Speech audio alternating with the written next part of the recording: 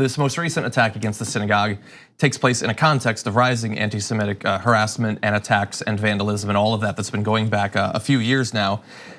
So in 2017, the last year for which complete data is available, the ADL found that there had been 1,986 reported anti-Semitic incidents in the United States that year.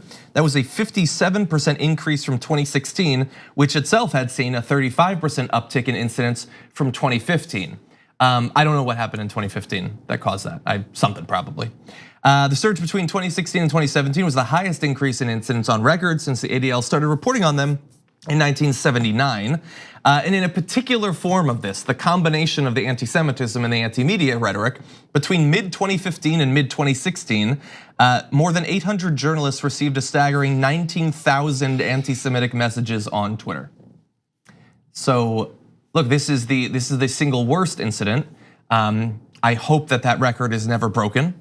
But I mean, we are seeing this year after year. It's getting worse and worse. This is matched with, you can see the Southern Poverty Law Center has numbers for the increase in extremist groups. The white supremacist and anti-Semitic and neo-Nazi groups are exploding in numbers as well. At the same time, parts of the federal government, like the Combating Violent Extremism group that targets white supremacist groups and things like that, right-wing domestic terrorist groups as well, was defunded by Donald Trump after previously having funding under Barack Obama.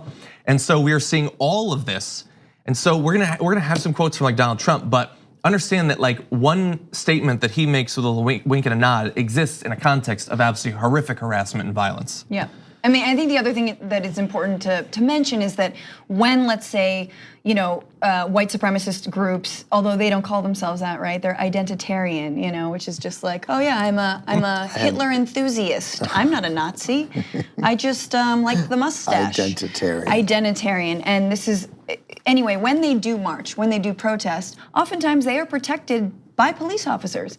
And I'm not trying to, come down. I mean, listen, in this case, police officers did try to stop this massacre and were wounded in it, right? Which implodes the good guy with a gun theory when it comes to mass shootings. But just to say that the police are not standing in the middle and saying we're gonna protect, sort of racial justice protesters, or maybe it is Antifa, right? But in their militant way. But they protect the Proud Boys. They often will protect those white supremacist organizations. And it's a head scratcher, you gotta wonder. It's like, all right. Right, I mean, obviously you got the right to march in this country, we've established that, but we should also recognize that these are different times, and we should think about it differently. Not change our mind about whether we protect marchers, we should always protect marchers.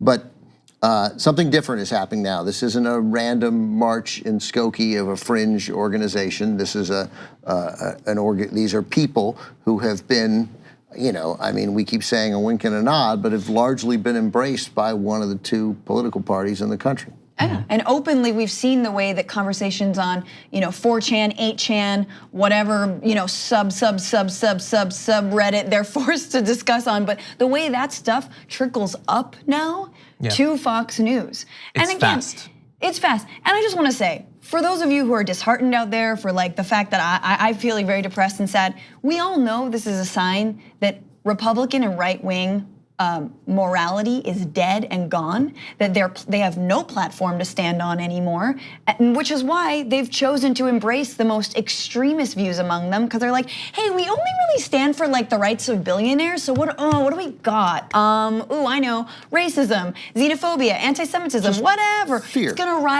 it'll rile up the base.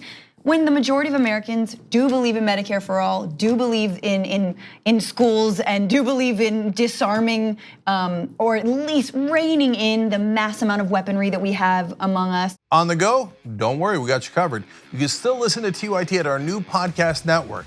Find us on Apple Podcasts, the Google Play Store, or at tyt.com/podcast.